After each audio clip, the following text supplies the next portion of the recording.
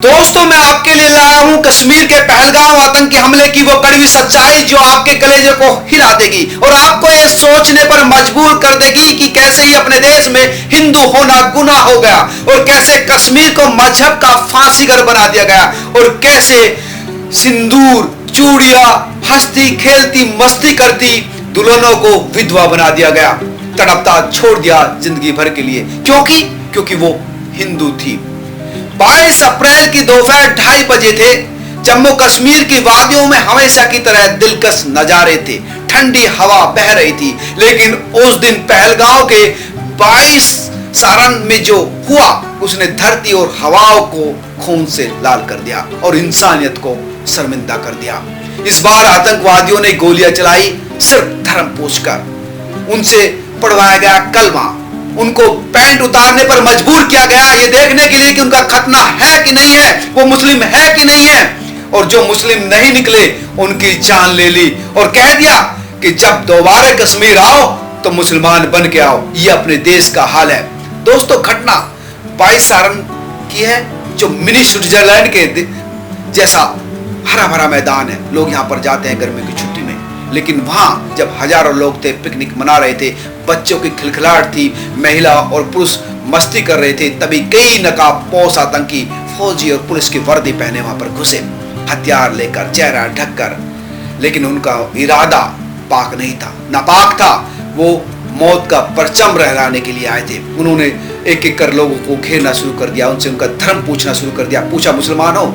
फिर कहा अगर हो तो कलमा पढ़ो। जिन लोगों ने पढ़ा वो बच गए, लेकिन जो हकलाए, जो डरे, जिनका नाम रमेश था, संजय था, किशन था, उनसे उनकी पैंट उतरवाई गई। देखा गया कि उनका खतना हो रखा है या नहीं, सबूत मांगे गए और जो नहीं निकले उनको भून दिया गया। एक पुरुष ने साहस दिखाया, छाती खोली कि हाँ मैं हिंदू हूं, क्या करोगे? मारना है तो मार दो। और फिर जवाब में, क्योंकि इंसान नहीं वो हैवान थे, गोली आई। एक औरत जो मौजूद थी, उनकी पत्नी, उन्होंने कहा कि मेरे पति को क्यों मार रहे हो, मुझे भी मार दो। लेकिन उसने कहा कि नहीं, तुम्हें नहीं मारेंगे, तुम जाकर मोदी से कह दो कि देखो हम कुछ भी कर सकते हैं। ये पत्नियों के साथ हुआ। दोस्तों इस खुली दोपहर में जिन 28 लोगों की जान गई, उनमें से एक थे 26 वर्षीय लेफ्टिनेंट विनय नरवाल, जिनकी कुछ दिन पहले ही शादी हुई थी। वो अपनी पत्नी हिमांशी के साथ हनीमून मनाने के लिए पहलगांव गए हुए थे। 2 दिन पहले ही मेहंदी लगी थी हाथ में और तीसरे दिन वो लाश बनकर लौट रहे हैं। हिमांशी अभी तक सदमे में है, बार बार यही पूछ रही कि हमारा क्या कसूर है, क्या हिंदू होना कसूर हो गया, हम क्यों पहलगांव में आए? लेकिन उसके सवालों का जवाब किसी के पास नहीं। हिमांशी के अलावा एक और जोड़ा था, मनीष और श्रेया का। वो भी अपनी शादी की पहली ट्रिप पर यहाँ पर आए थे। मनीष ने जान बचाने के लिए कलमा पढ़ने की कोशिश की, मगर एक शब्द गलत हो गया। आतंकी चीखे, झूठा है, और उसके सीने को वहीं छलनी कर दिया गया। श्रेया वहीं घुटनों पर बैठ गई और चीखती रही, क्यों मार रहे हो, मेरे पति को छोड़ दे। लेकिन किसी ने उसकी चीख नहीं सुनी। एक 16 साल की लड़की जिसने अपने पिता को अपने सामने जान गंवाते देखा, उसने अपने पिता के हाथ पकड़े हुए थे। वो पापा से कह रही थी पापा कुछ मत बोलो, मगर पिता बोला हाँ मैं हूं हिंदू, डरता नहीं हूं तुमसे, और गोली सिर के आर पार हो गई। वो बच्ची वहीं बेहोश हो गई। दोस्तों ये हालत है, ये इंसानियत का नंगा नाच पहलगाम में हुआ है। किस तरह से लोकल मिलिटेंट्स और पाकिस्तान के मिलिटेंट्स ने वहां इंसानियत को जिंदा दफन किया, ये जीती जागती सच्चाई है। हमले से पहले आतंकवादियों ने पूरी तैयारी की थी। उनके पास उनकी बॉडी में बॉडी कैमरे लगे थे। पूरी घटना को रिकॉर्ड किया गया ताकि अपने आकाओं ISI एजेंटों को वो दिखा सके कैसे हमने नंगा नाच इंसानियत का क्या है। वो वीडियो बना रहे थे, हो सकता है कि वो लाइव भी दिखा रहे हैं पाकिस्तान में बैठे हुए अपने आकाओं को, लेकिन वो संदेश देना चाहते थे या माहौल पैदा करने चाहते थे डर का। ये हमला कोई अचानक नहीं हुआ, एक पूरी स्क्रिप्ट थी बर्बरता की जिसको इन्होंने अंजाम दिया। स्थानीय नेटवर्क जैसे मैंने बताया उनको मिला हुआ था, टूरिस्टों की लोकेशन लीक की गई, बताया गया कि कहाँ कहाँ टूरिस्ट जाते हैं, कहाँ सेना नहीं है। और इसके बाद में जब हमलावर TRF के जो लोग थे उनको स्थानीय सपोर्ट मिला रहने के लिए, लोगों को रेकी करके बताने के लिए, तमाम चीजें था जो अब सामने आ रही है। दोस्तों इस आतंकी हमले की जिम्मेदारी TRF ने ली है। TRF यानी द रेजिस्टेंट फ्रंट, ये और कुछ नहीं बल्कि लश्कर तोयबा का ही एक नकाबपोश चेहरा है। पाकिस्तान की आईएसआई के टुकड़ों पर पलने वाला, उससे ही फंडिंग होती है। कुछ दिन पहले ही पाकिस्तानी सेना के चीफ आसिम मुनीर ने एक बयान दिया था कि कश्मीर पाकिस्तान की गले की नस है और पाकिस्तान किसी भी कीमत पर उसको नहीं छोड़ेगा। अगर भारत कश्मीर में हिंदू बसाएगा तो हम कुर्बानी देंगे, और यही वही बात है, कुर्बानी दी जा रही है मासूमों की, हिंदुओं की। और जैसे ये हमला हुआ पूरे देश में गुस्सा पैदा हो गया। प्रधानमंत्री जिद्दा में थे सऊदी अरब में, वहीं से अमित शाह से बात की गृह मंत्री से, और तुरंत फिर अपना दौरा बीच में छोड़कर आए और यही दिल्ली एयरपोर्ट पर ही विदेश मंत्री और एनएसए अजीत डोभाल के साथ मीटिंग की।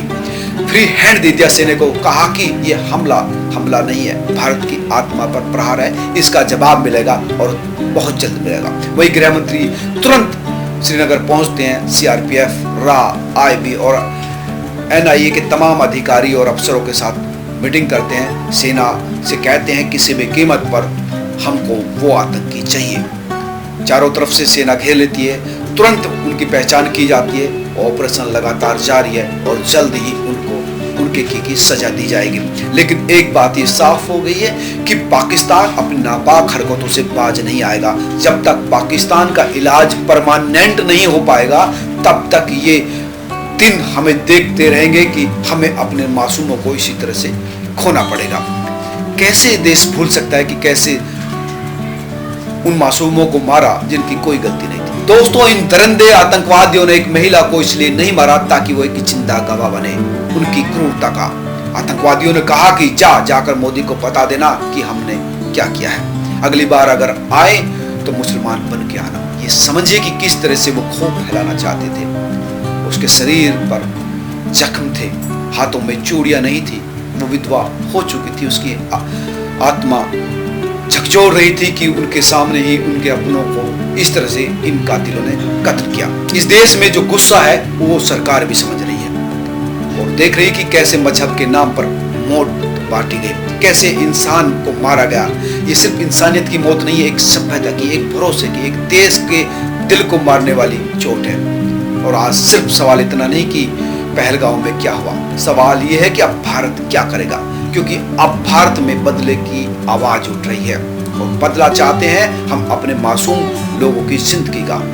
ये अक्सर होता रहा है कि पाकिस्तान पल्ला झाड़ लेता है, आज ही उसने पल्ला झाड़ा, कहा कि हमारा इसमें कोई हाथ नहीं है, मुजाहिदीन वहां पर इस तरह के काम कर रहे हैं। लेकिन अब सबको पता है कि किसका एक काम है, कौन ये कर रहा है।